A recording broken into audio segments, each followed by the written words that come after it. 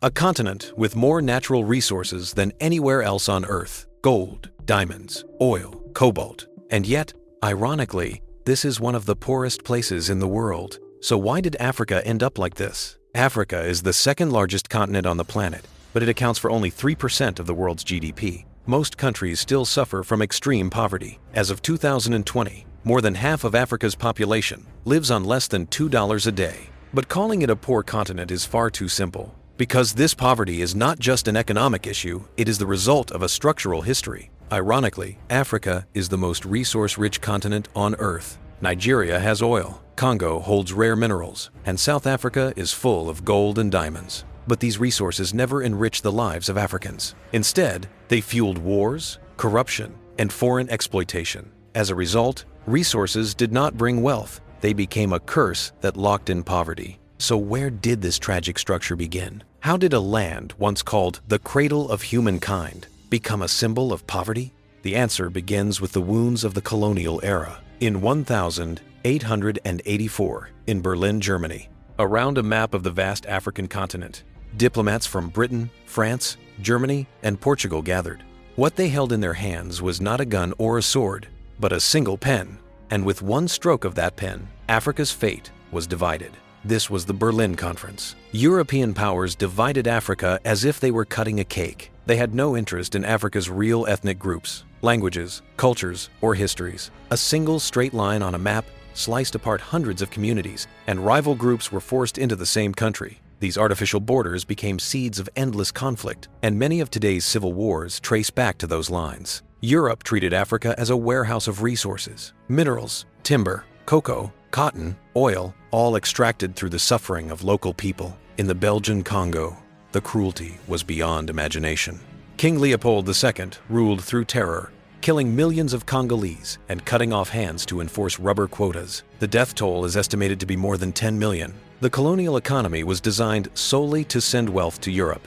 Roads and railways were built not for Africans, but to move resources to ports. Schools or hospitals were ignored, while mines and plantations came first. So when independence came, Africa lacked even the basic systems needed to run a nation. The states existed, but the economies remained colonial. The scars of colonial rule stayed embedded in political structures and social order, and they still block development today. In 1960, Congo declared independence from Belgium. The streets erupted in celebration, filled with hope that true freedom had finally come. But only months later, Congo fell into civil war, and its first prime minister, Patrice Lumumba, was executed. His death became a symbol of African independence and a reminder of how brutal the price of freedom was. In the 1950 seconds and 60 seconds, countless African nations gained independence. But the problem was that they had no experience in governing themselves. Administration, education, and economic systems had been controlled by colonial governments,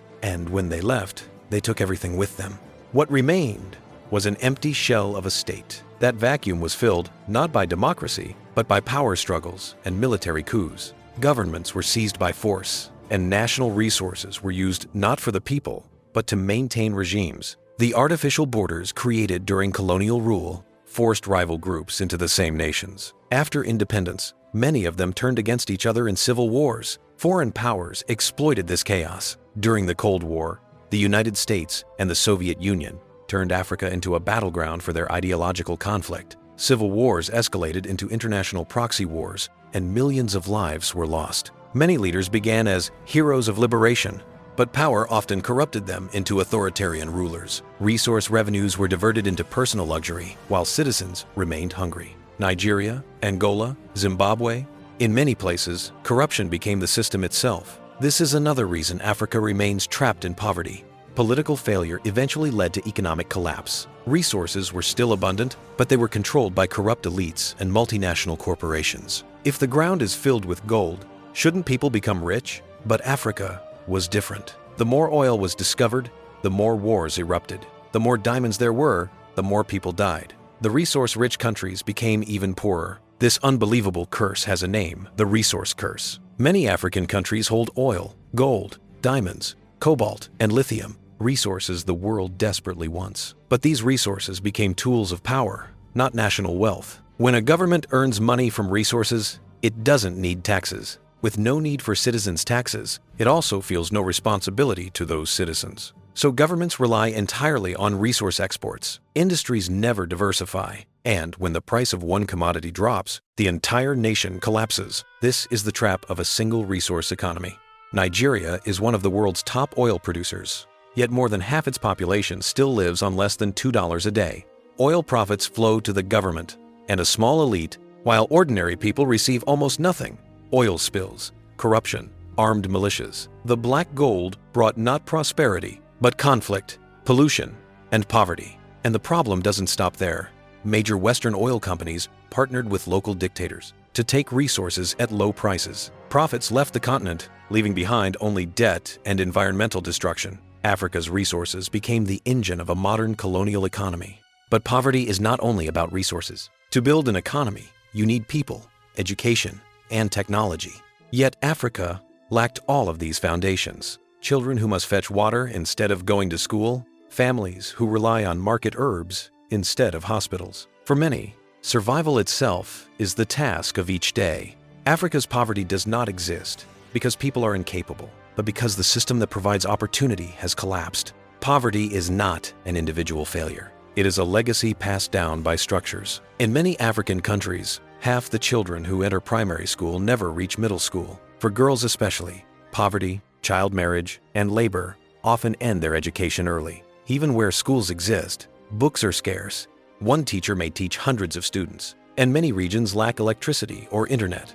Without education, children grow up to be farm laborers or informal workers in cities, and poverty passes from one generation to the next. This is the cycle of inherited poverty. Healthcare is an equally severe issue.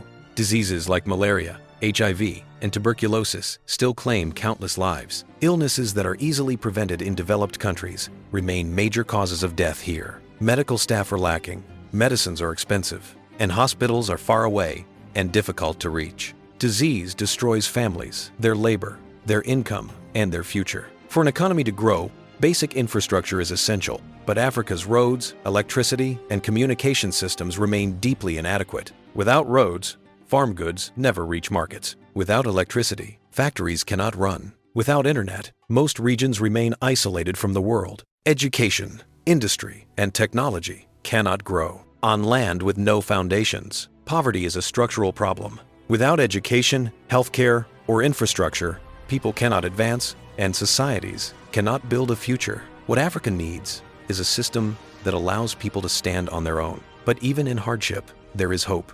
Countries like Rwanda, Botswana, and Ethiopia are beginning to transform themselves. Once called the continent without hope, Africa is slowly changing that name.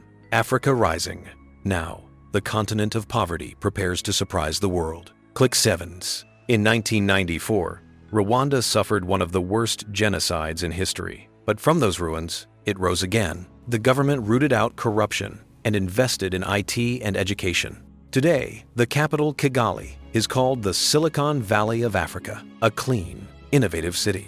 Rwanda's transformation sent a message across the continent. We are not victims of the past. We are owners of the future. Botswana is one of the world's largest diamond producers, yet it avoided the resource curse. Transparent governance, investment in education, and a corruption-free state made Botswana one of Africa's most stable democracies. They became the first to turn natural resources into tools for their citizens' future. Africa today is young. Its average age is 19, and its population is growing faster than anywhere else in the world. This new generation is opening new paths through mobile technology, fintech, and online education. Kenya's mobile payment system, M-Pesa, revolutionized finance in areas without banks, and startups in Ethiopia and Nigeria are now attracting global investment. Of course, Africa's journey remains difficult. Corruption, inequality, and poverty still persist. But the era of calling Africa a continent of despair is ending. Africa now stands at a new beginning. A generation is rising that confronts the causes of poverty and moves beyond the wounds of the past. Some still say Africa will never change. But history shows that change always begins in places no one expects. Africa, once called the continent of poverty, now begins to carry a new word before its name: hope.